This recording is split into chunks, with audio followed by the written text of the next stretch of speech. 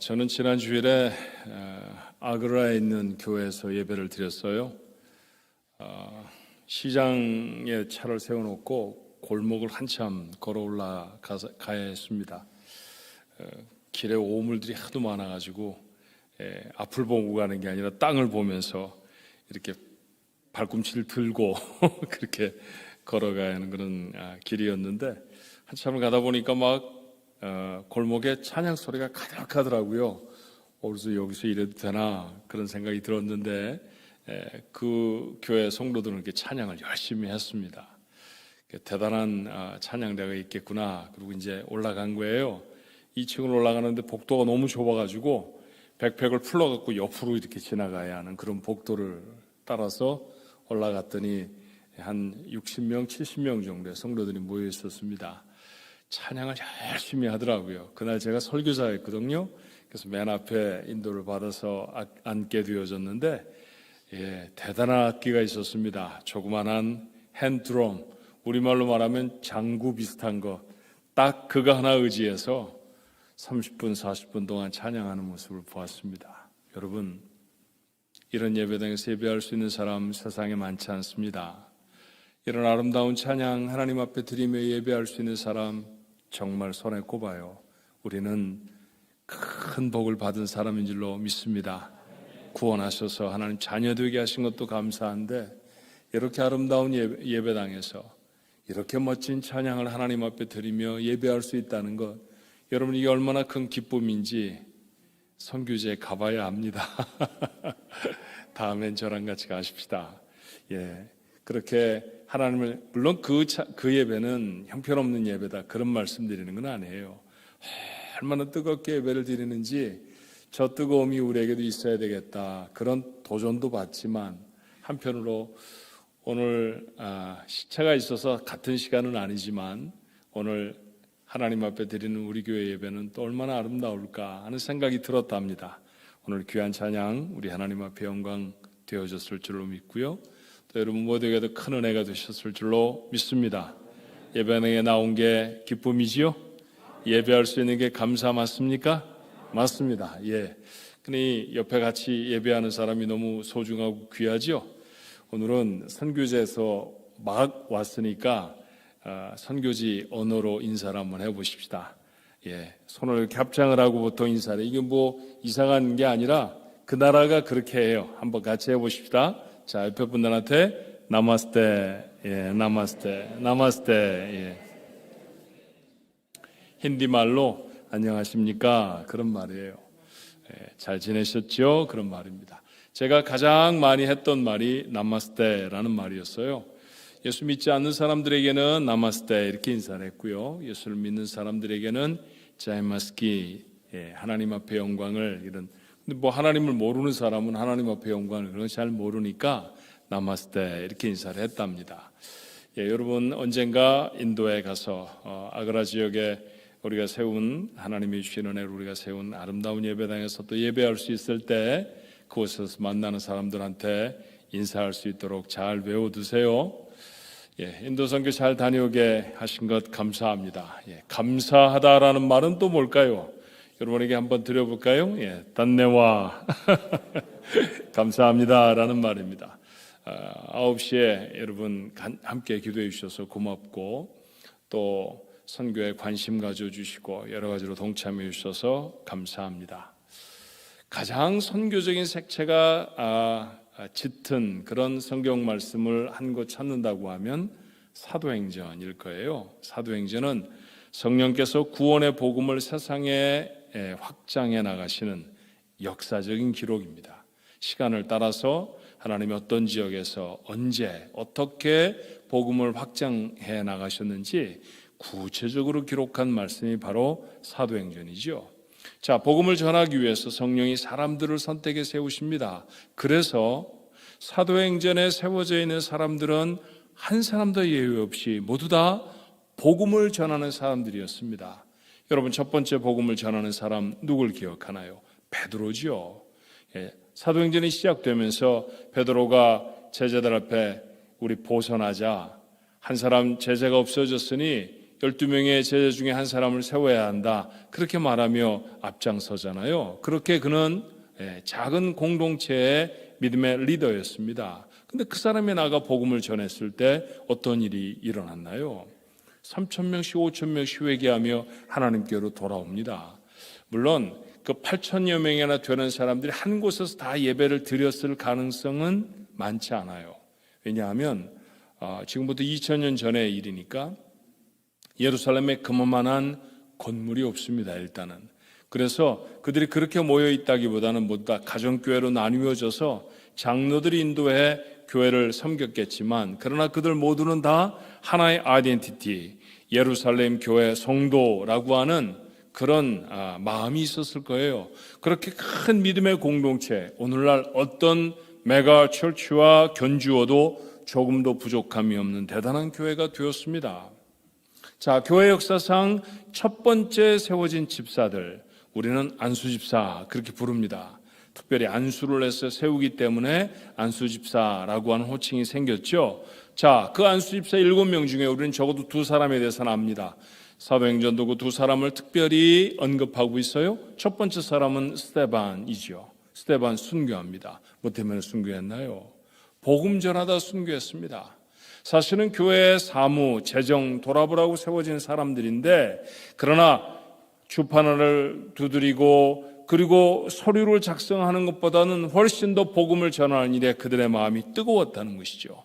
그렇게 스데반은 나가 복음을 증거하고 그 첫 번째 설교가 마쳐졌을 때 그만 돌에 맞아 죽고 맙니다.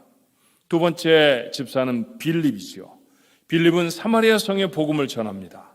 에디오피아 내시에게 복음을 전했던 사람도 빌립이었습니다.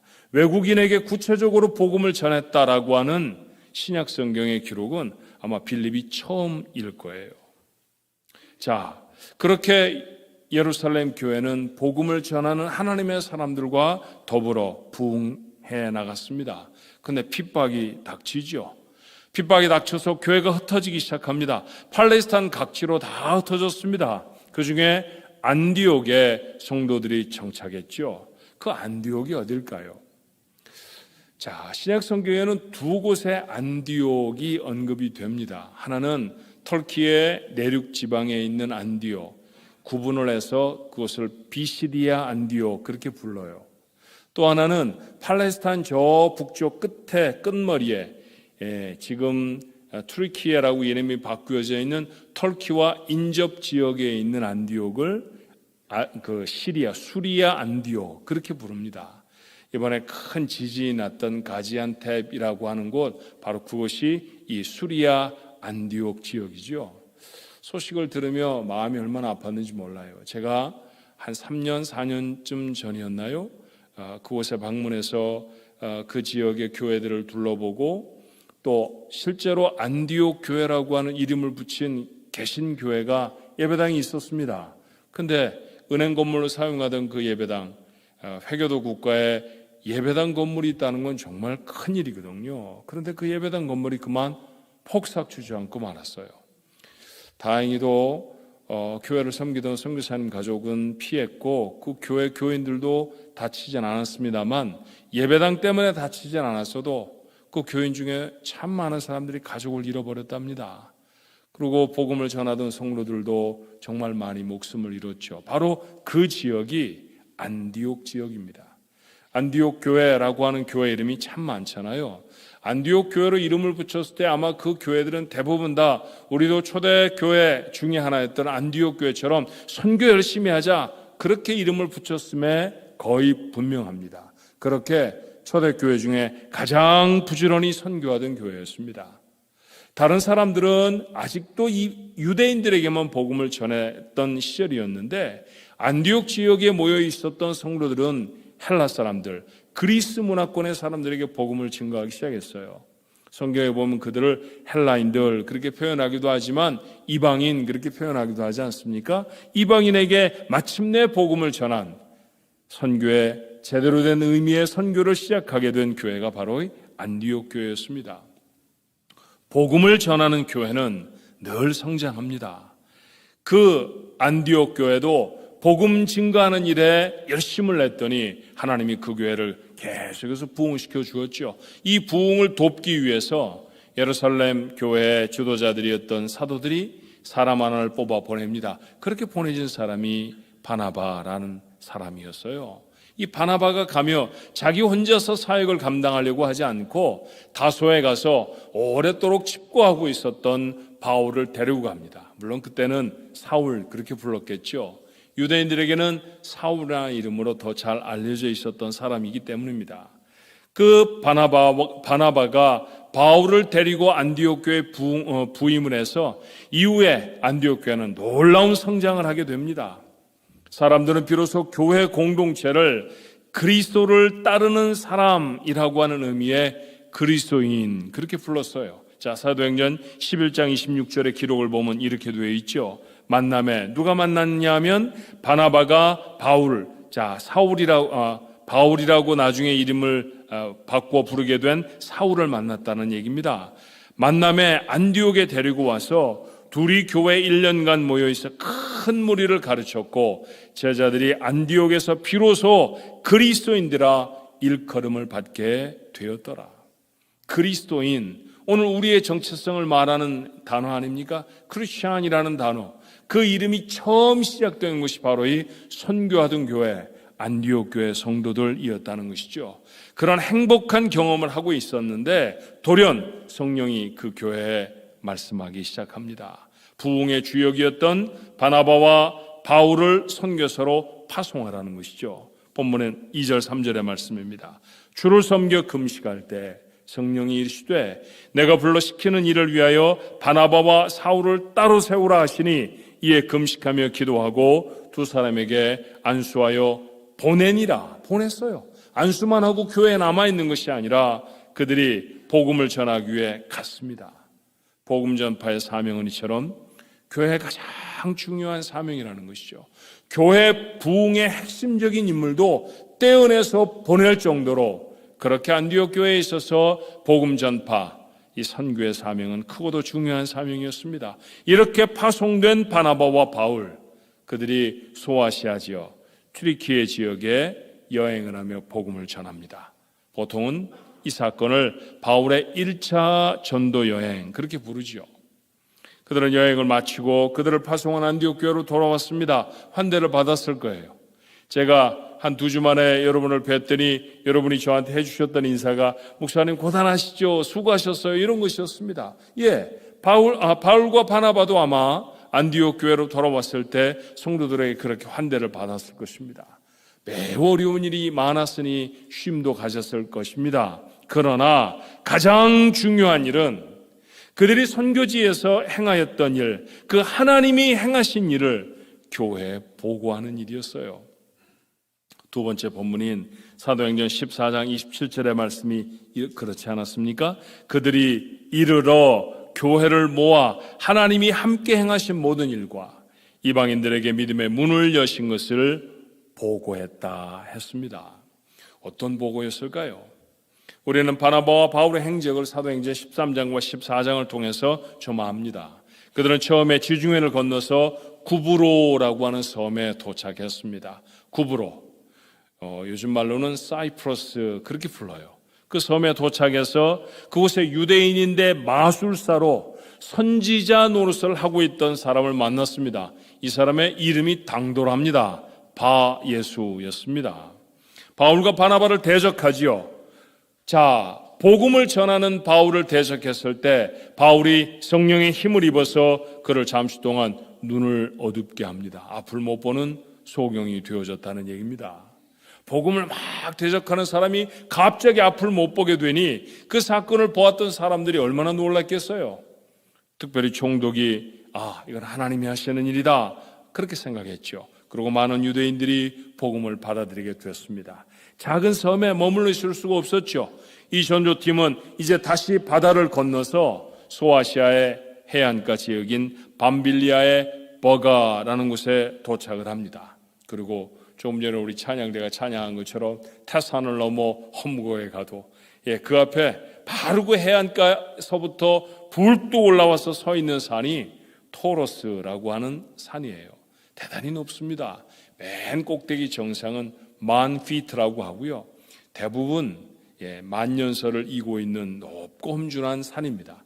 물론 등산하는 사람들처럼 맨 꼭대기로 갔겠습니까? 골짜기를 통해서 갔겠죠. 제 경험으로는 버스를 타고 건너오는 데만 해도 한 4시간 정도는 건너왔던 것 같아요. 그러니 걸어서 갔다고 하면 좋게 한 일주일쯤은 산 골짜기로 걸어가야 이 산을 건너갈 수 있었을 것입니다. 그렇게 산을 건너서 내륙 지역에 있는 비시디아 안디옥, 또 다른 안디옥이죠. 그들을 파송한 안디옥이 아니라 또 다른 터키의 중부 지방에 있는 안디옥인 비시디아 안디옥에 도착합니다. 회당에 서서 이스라엘의 역사를 통해서 복음을 전합니다. 유대인들은 보통은 일주일에 한 번은 꼭 회당에 모여서 예배를 드렸어요. 그런데 그들이 나누는 말씀이 창세기, 출애굽기, 레위기, 민수기 이런 성경이지요. 소위 그들이 말하는 대로 말하면 율법이라는 거 아닙니까? 그런데 우리가 사실 창세기를 읽으면 거기에 해라 하지 말아라 이런 말씀만 있나요? 그렇지 않죠. 하나님의 역사가 쭉 기록되어 있지 않습니까? 어쩌면 가장 역사적인 색채가 강한 성경이 이 모세가 쓴 첫 번째 5권의 책, 유대인들은 토라, 율법이라고 부르는 모세오경입니다. 자, 그것은 이스라엘의 역사의 다름이 아니거든요. 하나님이 아브라함을 통해서, 하나님이 또 너희들의 출애굽을 통해서 무슨 일을 하셨는지 너희들이 아느냐라고 하는 도전이 바로 바울의 설교였습니다.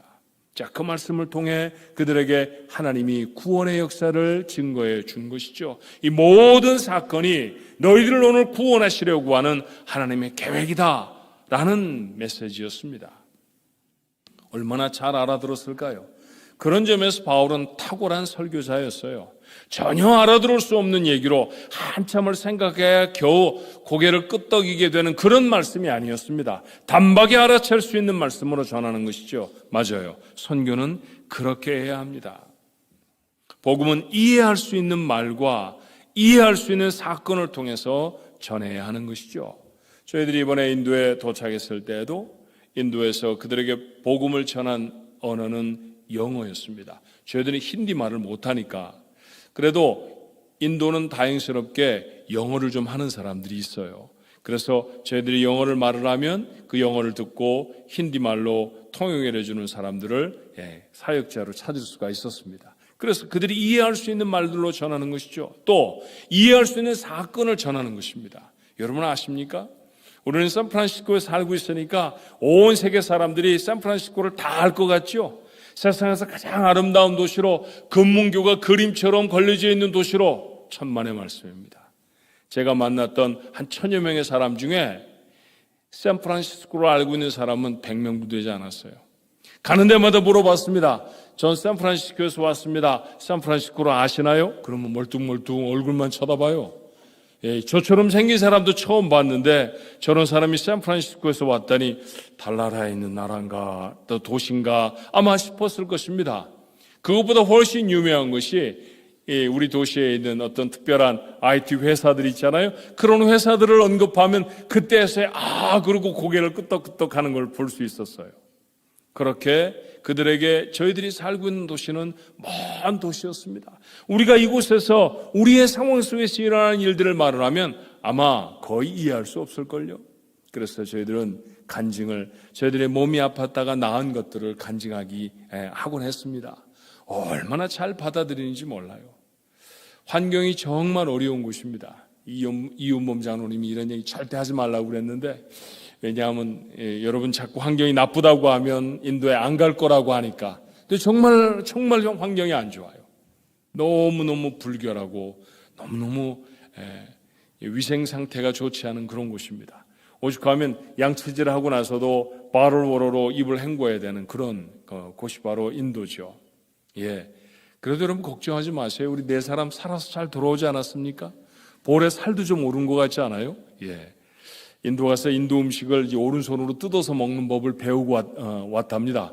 그 뜨거운 빵을요, 한쪽 손으로 탁 찢어가지고 카레를 싸서 이렇게 밥을 이렇게 싸가지고 먹는 거고 대단한 기술이 필요하더라고요. 제가 가장 잘 배웠습니다. 그러다 보니까 볼에 살이 돌아올 정도로 인도 음식을 잘 먹게 되어졌어요. 괜찮습니다. 환경이 어려워도 선교하면 하나님이 하나님의 사람들을 지켜주시는 줄로 우리를 보아서라도 믿게 되시기를 바랍니다. 그런데 환경은 정말 어려워요. 너무너무 열악한 곳에 삽니다. 그러니 병이 없을 수가 없잖아요. 그곳에서 사역하는 사람이 제게 묻더라고요. 목사님, 요즘 암이 낫습니까? 암이 낫죠. 미국에서 암 치료하잖아요. 암이라고 진단받으면 죽는다 이렇게 말하는 사람이 있습니까? 물론 아직도 치료가 어려운 병이긴 해도 이제는 암에 희생되는 사람보다는 치료가 돼서 낫는 사람이 훨씬 더 많은 것이 미국의 현실이죠. 그런데 그 사람들은 제게 충격적인 얘기를 하더라고요. 인도에서는 암에 걸렸다라고 말하고 살아난 사람을 한 명도 보지 못했습니다. 여러분, 얼마나 어려운 곳인지 몰라요.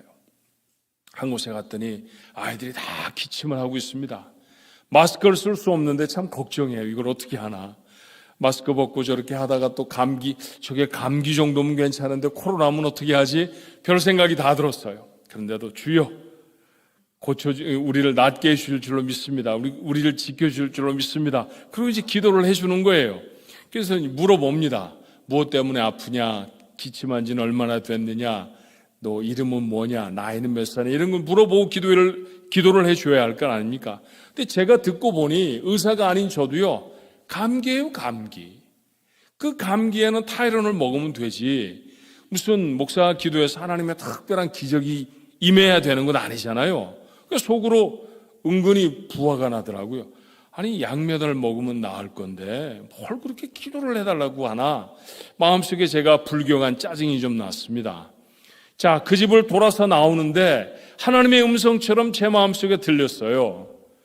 약을 먹을 수 있으면 너희들 보러 가라고 안 그랬지. 약을 먹을 수가 없으니 너희들이 기도해 줘야 낫지. 그래요. 그렇습니다. 그 흔한 타이레놀, 우리는 돌아다녀서 expiration date이 지나서 무더기로 버려야 되는 그 약 한 알이 없어서 그들은 그렇게 생짜로 아파 있더라고요. 우리가 하는 말이 이곳에 살면 병들지 않는 게 다행이다, 그렇게 말할 정도였습니다. 그렇게 아픈 사람이 많아요. 그 아픈 사람이 많은 곳에서 우리도 병들었었습니다. 우리도 아팠었습니다. 하나님이 근데 우리를 이렇게 치료해 주셨습니다. 그렇게 간증을 하면 얼마나 은혜를 받는지 모릅니다. 사실이잖아요. 여러분, 제가 아주 작은 병들에 어떻게 희생됐다가 어떻게 나았는지 여러분 아시잖아요. 여러분 개인적으로도 그런 병들이 있어서 치료받았던 경험들을 한두 가지 정도는 모두 다 가지고 계시지 않습니까? 그런 이야기들을 나누었더니 눈이 동글동글해져서 그 말씀을 얼마나 잘 듣는지 모릅니다. 그들이 이해할 수 있는 언어로, 그들이 이해할 수 있는 상황으로 복음을 전했더니 그들의 마음속에 하나님의 말씀이 담기는 것을 볼 수 있었죠. 오늘 바울이 그런 일들을 피시디아 안디옥에서 하는 것이죠. 수많은 유대인들이 구원을 받았습니다. 이때의 사건을 이렇게 기록합니다. 사도행전 13장 48절에 이방인들이 듣고 기뻐하여 하나님의 말씀을 찬송하며 영생을 주시기로 작정된 자는 다 믿더라. 영생을 주시기로 작정된 자, 그 사람들은 다 믿었다는 것이죠. 여러분, 만났던 모든 사람에게 복음을 전하기만 하면 다 믿는 것은 아닙니다. 그들 중에 하나님이 영생을 주시기로, 구원을 하시기로 작정된 자, 그를 구원하실 줄로 믿습니다.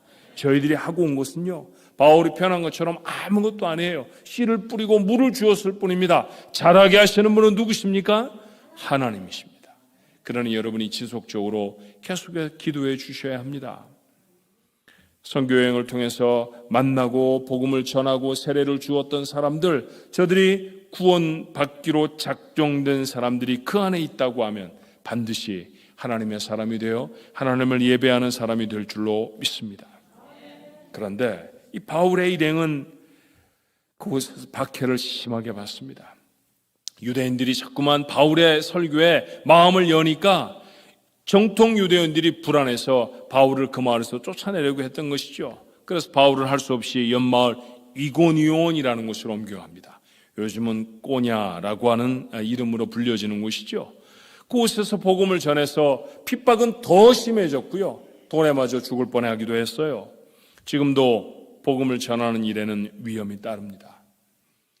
인도는 자기네들 나라 사람들끼리는 복음을 전해도 괜찮고, 그러니까 자기가 어쩌다가 내가 예수를 믿어야 되겠어, 하나님을 믿는 사람이 되어야 되겠어, 이렇게 개종하는 것은 아무 법의 저촉을 받지 않습니다. 그렇지만 우리처럼 외국인이 가서 복음을 전해서 그들을 개종을 시키면 개종금지법이라는 게 있어서 이 법에 걸리는 거예요. 그 외국 사람들이 들어와 함께 모였다는 얘기를 동네 사람들이 보고 경찰에 신고를 합니다. 이번 저희들 방문 때에도 몇 번인가 경찰이 저희들 복음 전하는 곳에 찾아온 적이 있었죠. 잘못하면 체포되어 갈 수도 있고요, 어려움을 당할 수도 있는데 하나님이 저희를 보호하시고 지켜주셔서 아무 어려움이 없이 복음을 잘 전할 수 있었습니다. 2000년 전 바울은 생명을 걸고 복음을 전해야 했던 것이죠.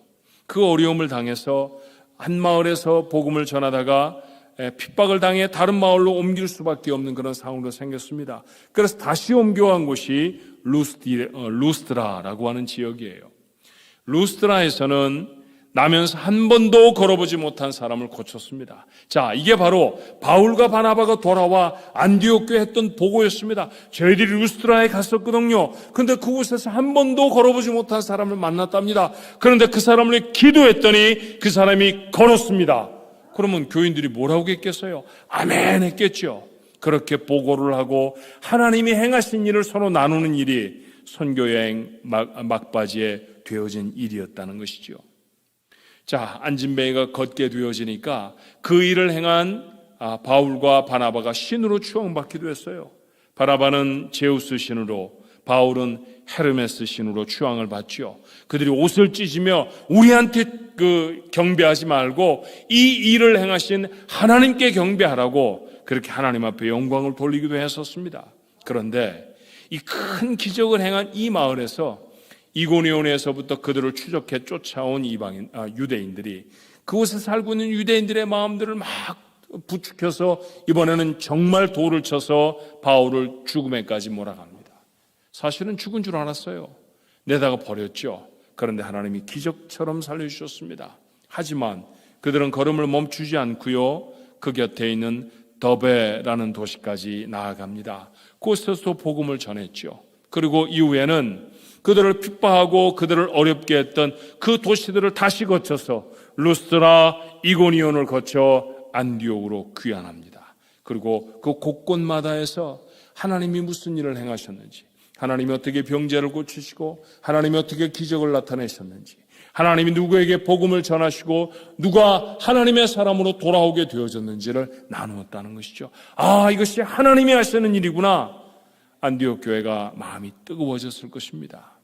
자, 이것이 바로 성경의 사건입니다. 저희들 네 사람도 지난 5일 인도 단기선교로 파송을 받았죠.